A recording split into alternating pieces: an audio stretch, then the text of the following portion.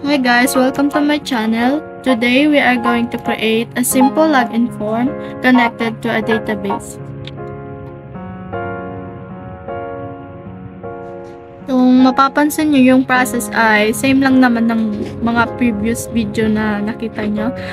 Gagawa ulit tayo ng file at it depends sa inyo kung anong file ang gusto nyo ipangalan.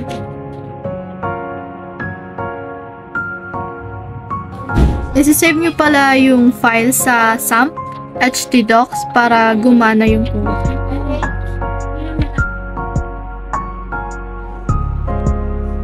Pupunta tayo ngayon sa Visual Studio Code para i-open yung file at mag-code.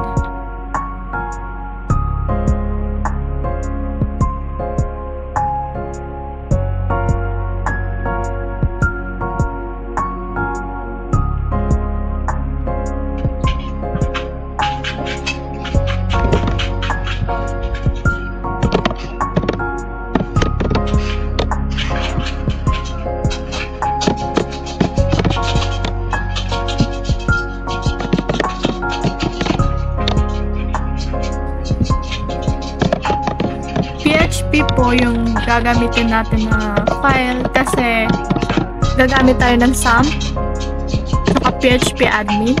Meron din tayong style CSS para sa design.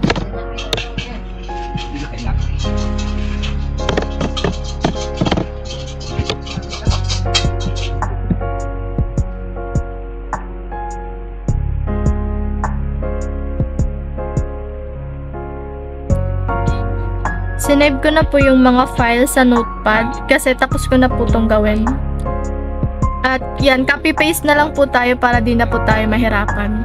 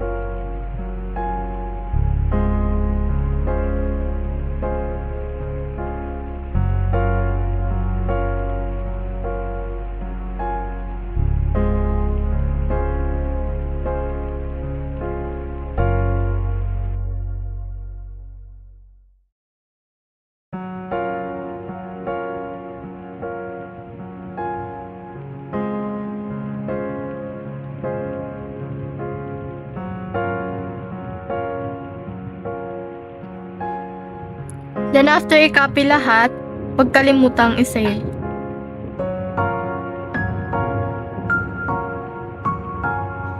I-open natin yung XAMPP at yan po, click yung Apache and MySQL and click din po yung admin para ma-open yung PHP admin kasi dito tayo gagawa ng database.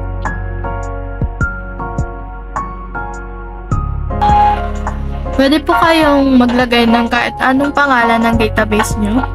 Tsaka, click create.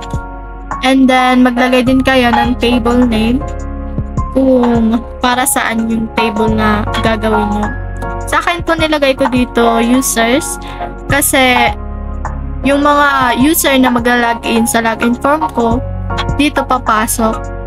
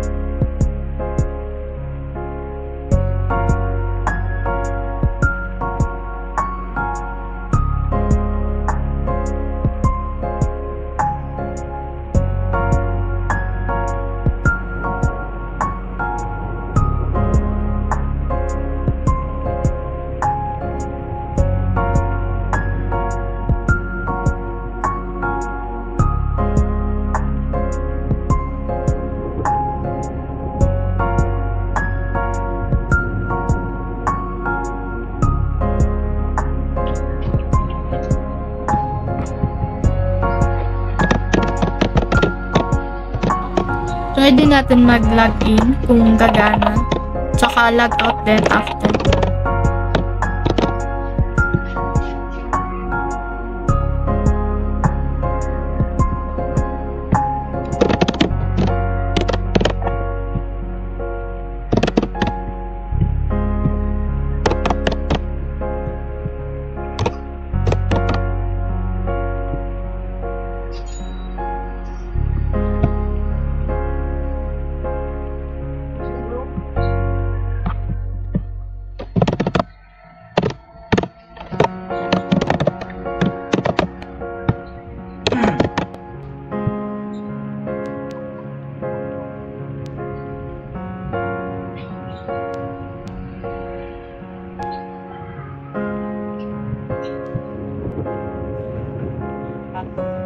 Tingnan natin kung pumasok siya sa database natin.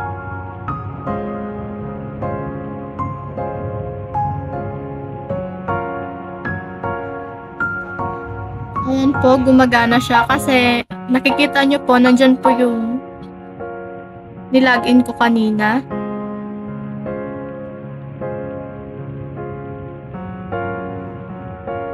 At yun lang po. Thanks for watching.